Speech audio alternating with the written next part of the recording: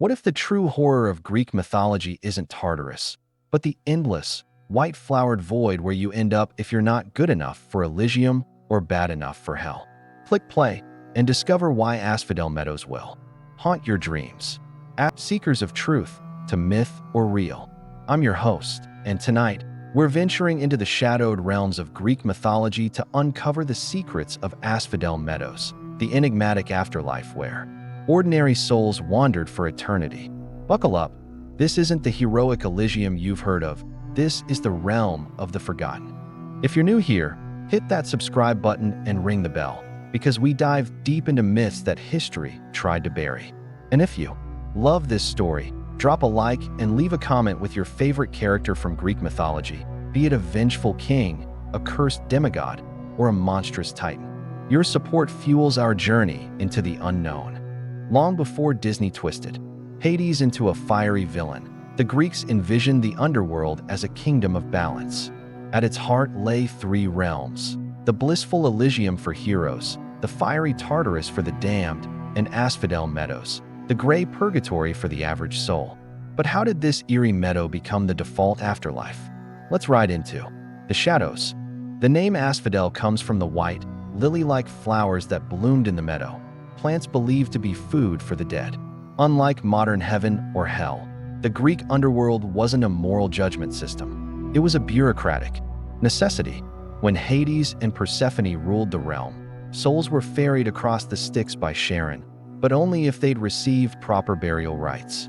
Those who couldn't pay the obelisk coin, or whose bodies went unburned, were doomed to wander the banks of the Acheron River forever. But for most souls, Asphodel was home. Think of it as the ancient world's version of purgatory. Not punishment, not paradise, just existence. The dead here weren't heroes or villains. They were farmers, mothers, merchants.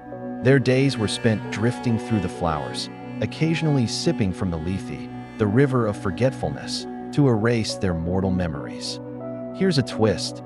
Some sources, like the poet Pindar, claim the meadow had a hidden layer, a labyrinth of shadowy groves where souls faced trials to ascend to Elysium. Others whispered that the Furies patrolled the fields, tormenting those who'd escaped justice in life. Asphodel wasn't just a graveyard, it was a stage for drama. In the Odyssey, Odysseus ventures here to consult the blind prophet Tiresias.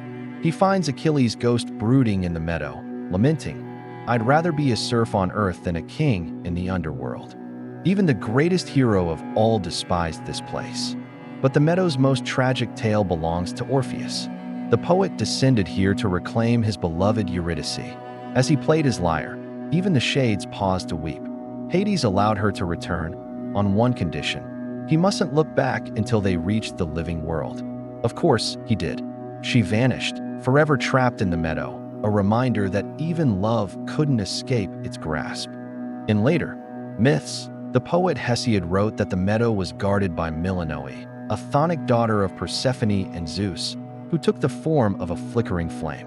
She tormented souls by splitting their bodies into shadow and light, leaving them half mad. For eternity, as the Roman Empire rose, Asphodel faded. Virgil's Aeneid merged it with Tartarus, inflating the meadow into a darker, more punitive realm. By the Middle Ages, Christianity absorbed its essence into limbo, the eternal home of unbaptized souls.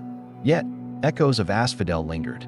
The white asphodel flower became a symbol of mourning across Europe, and poets like Emily Dickinson immortalized it as the land of the dead.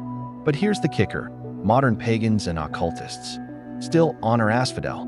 Some claim the meadow represents this cycle of rebirth, a place where souls shed their old selves before reincarnation. Others believe it's a metaphor for grief, the endless wandering between loss and acceptance. In 2018, archaeologists in Sicily uncovered a 2,500-year-old altar dedicated to Persephone, adorned with asphodel petals and inscribed curses. The site may have been a ritual gateway to the meadow, a physical bridge between worlds. So what do you think? Is Asphodel a poetic reflection of mortality, or a warning that no one escapes death's monotony?